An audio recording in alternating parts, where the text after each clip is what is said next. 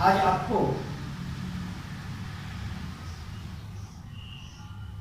वही पर्यावरण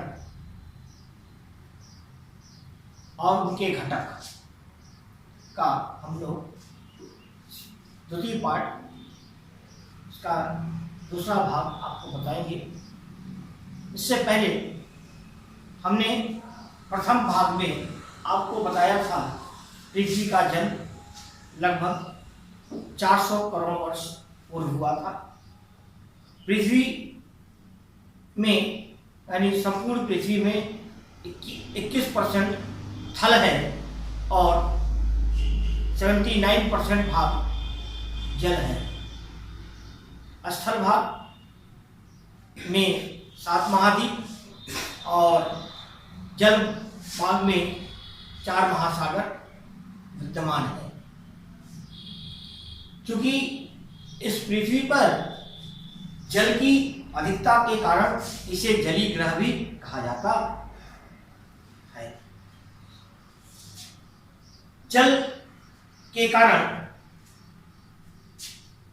इसे जो जल वाला स्थल है उसे हाइड्रोस्फीयर और स्थल वाले स्थल को लिथोस्फीयर कहा जाता। तो जल थल ये सब मिला के हमारा एक पर्यावरण तैयार होता है, जो पृथ्वी में इसको हम लोग पर्यावरण कहते हैं। पर्यावरण ही जो होती है ये मौसम और जलवायु क्या रूप धारण करती है। विभिन्न स्थानों पर मौसम और जलवायु इसी पर्यावरण के कारण संभव है। पर्यावरण 2 प्रकार के, प्राकृतिक पर्यावरण और सांस्कृतिक पर्यावरण। प्राकृतिक पर्यावरण जो प्रकृति से हमें प्राप्त होता है प्राकृतिक पर्यावरण कहते हैं, और जो हम लोग खुद बनाते हैं उसको हम लोग सांस्कृतिक पर्यावरण कहते हैं। मानव निर्मित जो होता है उसे सांस्कृतिक पर्यावरण कहा जाता है। इस प्रकार से हम यहाँ तक कल पढ़े थे। इसके आगे हम लोग आगे पढ़ेंगे। आपको मैंने प्रश्नोत्तर भी दिया था और अब हम लोग उसके आगे परिमंडल पढ़ेंगे। हमारे इस पर्यावरण में 4 परिमंडल हैं। यानी कि कहने का तात्पर्य है यानी कि इस पृथ्वी के चारों तरफ जो वातावरण है वही परिमंडल कहलाता है। तो ये 4 है। पहला है वायुमंडल, यानी पृथ्वी के चारों ओर जो गैस का एक गोला है वो वायुमंडल है।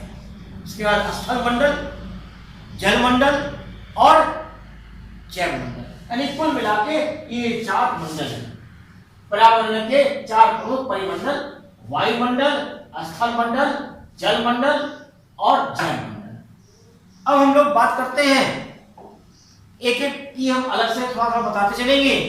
पहला आता है वायुमंडल। वायुमंडल पृथ्वी में चारों तरफ एक गैस का गोला है जिसमें विभिन्न प्रकार की गैसेस विद्यमान है, जिसमें carbon dioxide, oxygen, hydrogen, ozone, इस तरह बहुत सी गैसेस इसमें विद्यमान है। और ये जो गैसेस विद्यमान है ये जो चारों तरफ एक आवरण तैयार किए हैं यही हमारा वायुमंडल है। यानी कि अर्थात गैसों का समूह हमारा वायुमंडल। इसी में आर्द्रता भी आती है, वर्षा भी आता है, सब कुछ इसी के अंतर्गत आता है। पवन आती है, वायु दाब आता है, यह सब आपके इसी वायुमंडल के अंतर्गत आते हैं। अर्थात इसको हम लोग कह सकते हैं कि वायुमंडल से तात्पर्य गैसों का आवरण। वायुमंडल से तात्पर्य गैसों का आवरण।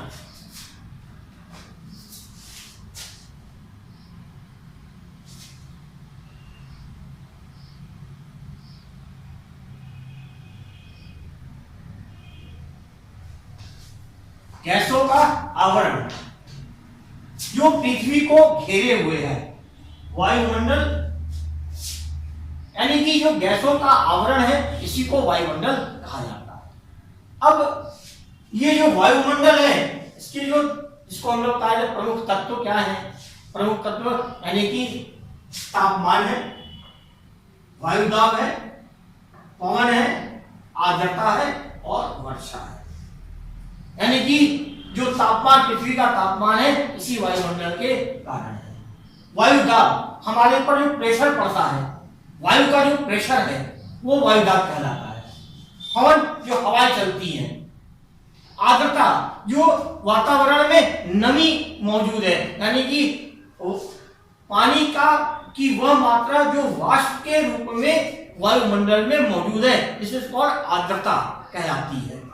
ह्यूमिडिटी, जिसे आप लोग कहते हैं इंग्लिश में ह्यूमिडिटी, आर्द्रता। इसके बाद आता है वर्षा, यानी कि जब ये पूरा मिला के हमें जो पानी बरसता है, जब ये पानी जो बरसती है वो वर्षा है।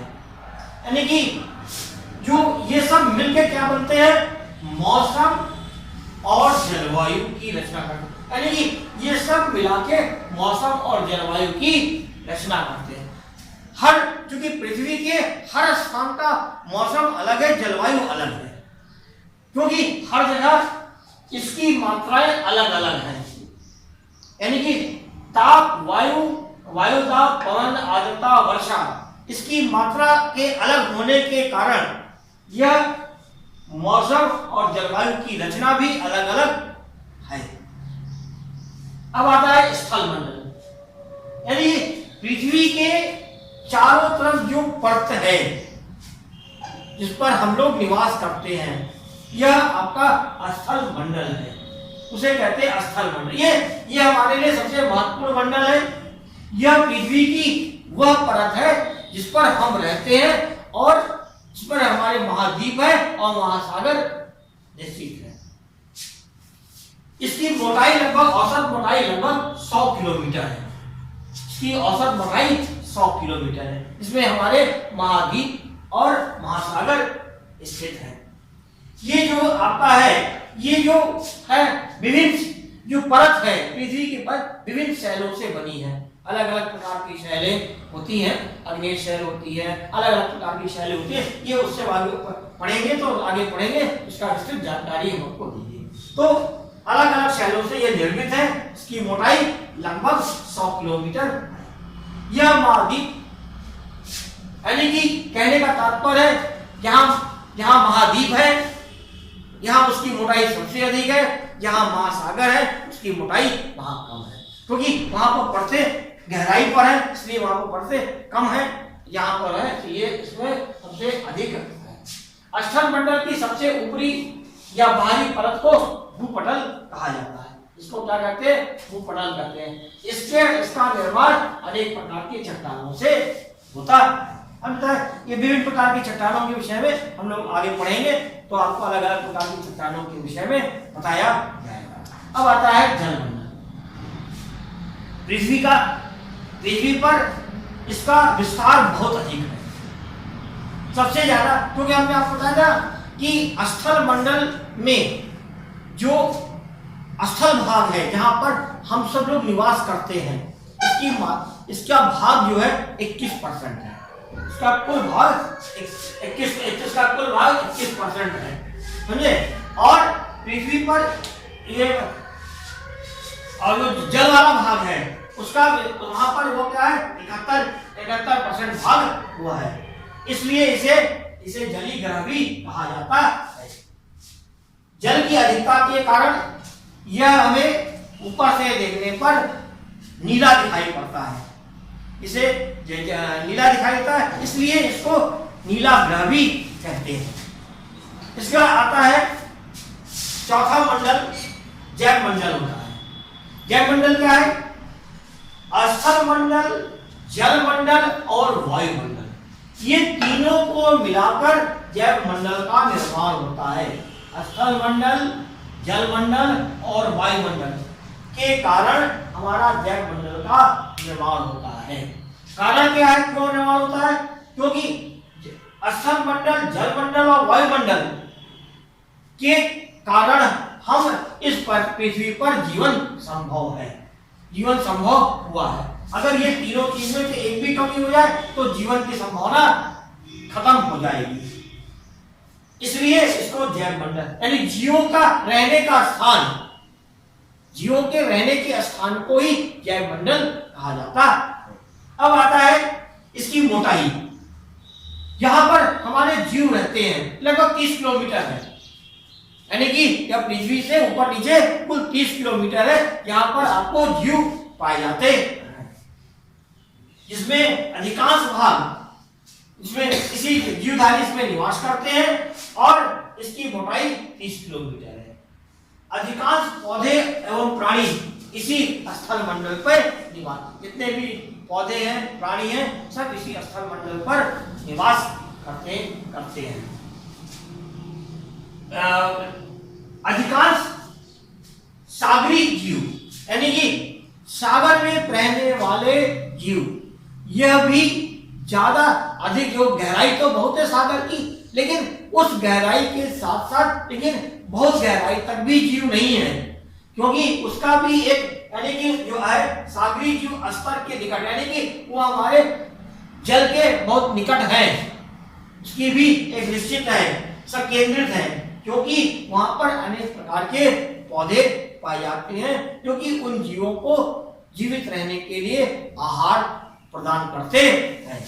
तो कहने का मतलब है जैव मंडल जो होता है वह स्थल मंडल, जल मंडल और वायुमंडल के कारण यहाँ पर जीवन की संभावना है।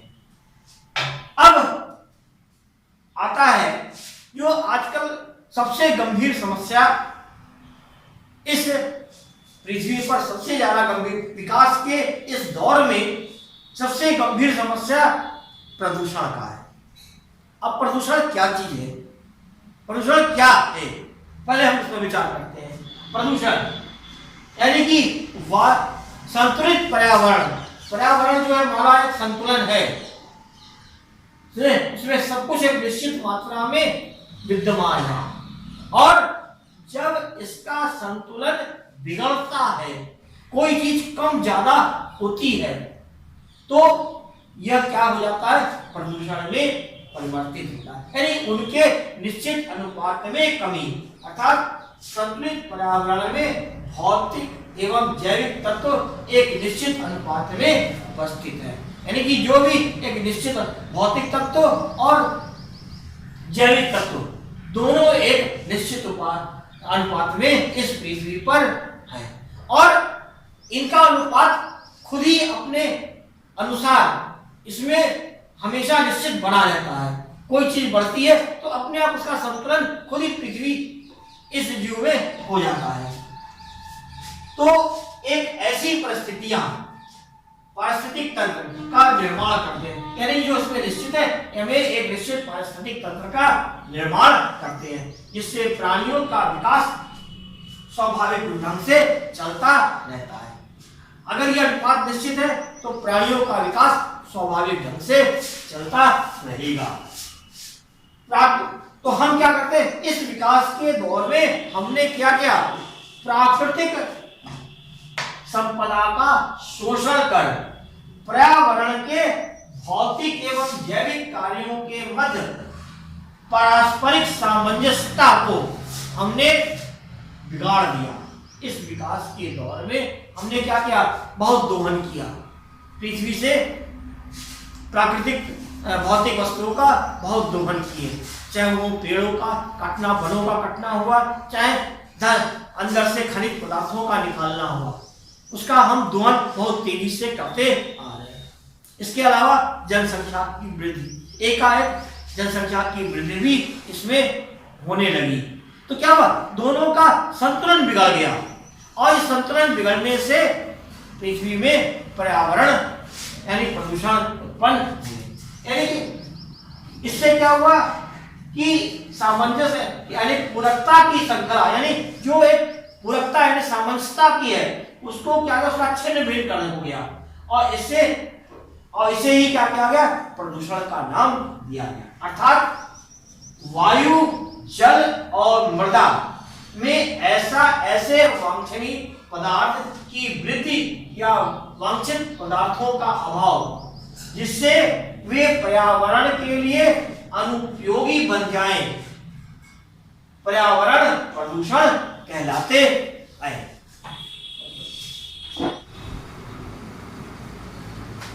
पर्यावरण प्रदूषण को प्रभावित करने वाले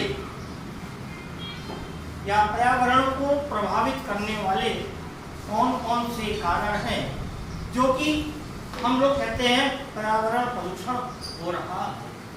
पहला कारण कौन कौन से उत्तरदायी कारण? पहला, कारखानों से निकलने वाले घातक धुआं, विषैली गैसें और कर्कश ध्वनि।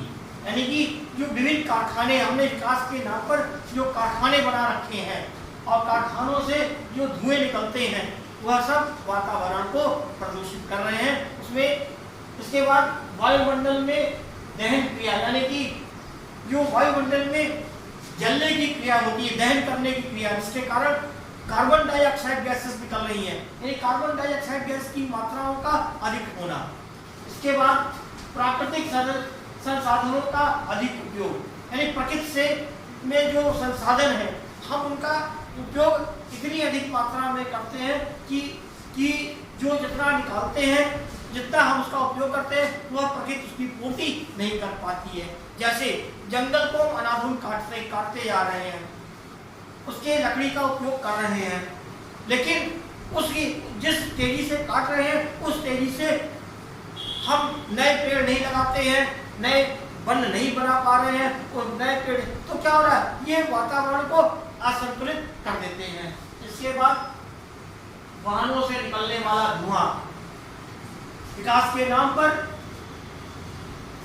इस संसार में अनेकों वाहन, बहुत से वाहन धीरे धीरे करके बढ़ गए हैं, चाहे मोटरसाइकिल हो, स्कूटर हो, गाड़ियां हो, ट्रक हो, हवाई जहाज हो, ये जितने वाहन हैं उसमें से जो हम प्राकृतिक तेल है, पेट्रोल जिसका उपयोग करते हैं, उसमें से जो निकलने वाले जो उस वाहन से जो धुआं निकलता है यह हमारे वातावरण में प्रदूषण फैलाता है। इसके बाद अवशिष्ट पदार्थों को देखना, यानी कि हमारे द्वारा उपयोग के जो ऐसे पदार्थ जो हम उपयोग नहीं कर पाते हैं, जिनका उपयोग यानी हमारे लिए बेकार है, उनको हम उठा के फेंक देते हैं, उसका निस्तारण कायदे से नहीं करते हैं। इसके बाद नदियों में के स्वच्छ जल में गंदे जलों, कारखानों से निकलने वाले गंदे जलों को मिलाना, इसके कारण नदी जो होती है वह धीरे धीरे दूषित होती जा रही है और वह दूषित होने के कारण वह जल अनुपयोगी होता जा रहा है। कहीं कहीं पर तो स्थिति इतनी ज़्यादा है कि पानी जल का रंग ही बदल गया है।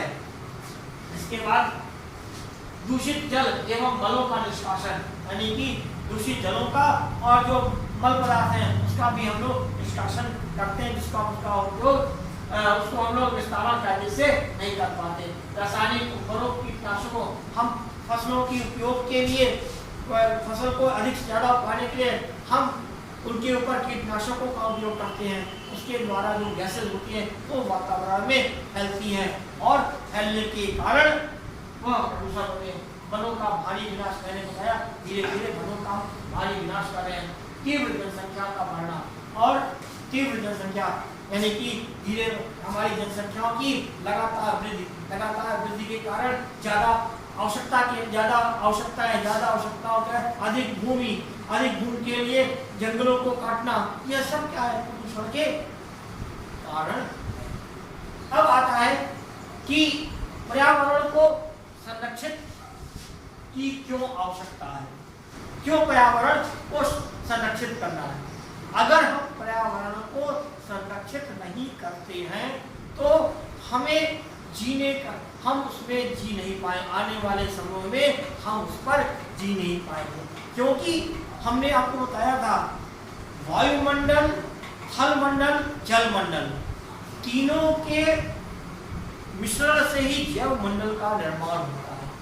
अगर इन तीनों मंडलों में कोई ना कोई प्रदूषित हो जाएगा तो यह पूरा जैव मंडल प्रभावित होगा। इसलिए हमें पर्यावरण को संरक्षित करने की आवश्यकता है।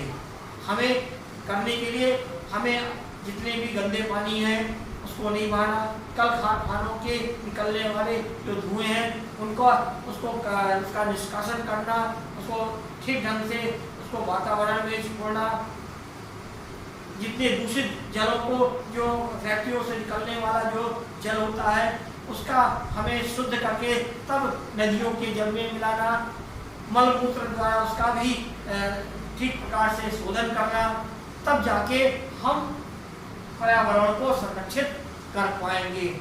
अधिक से अपनी आवश्यकताओं से अधिक सामानों का उपयोग ना करना, आवश्यकताओं पता लगा कि हम क्या करते हैं, वनों को धीरे धीरे काट रहे हैं, यह अपनी आवश्यकताओं से ज़्यादा उसका हम उपयोग कर रहे हैं, तो अपनी आवश्यकताओं से ज़्यादा जब हम उपयोग करेंगे तो प्रदूषण बढ़ेगा। इसके लिए यह आवश्यक है कि हमें इस वातावरण को संरक्षित करने की आवश्यकता है। अगर हम इस वातावरण को संरक्षित नहीं करते हैं तो हमारा जीना, हमारे इस धरती में जीव जंतुओं का अभाव हो जाएगा, वह कोई तरह तरह की बीमारियां फैल जाएंगी और इस प्रदूषण के कारण तरह और बहुत ज़्यादा नुकसान होगा। इसलिए कहा जाता है कि पर्यावरण को हमेशा संरक्षित करना चाहिए। अब आता है अंतिम कार्य। इस चैप्टर में द्वारा जो मैंने पढ़ाया है वह आपके लिए कुछ अभ्यास कार्य यहाँ दिए गए हैं।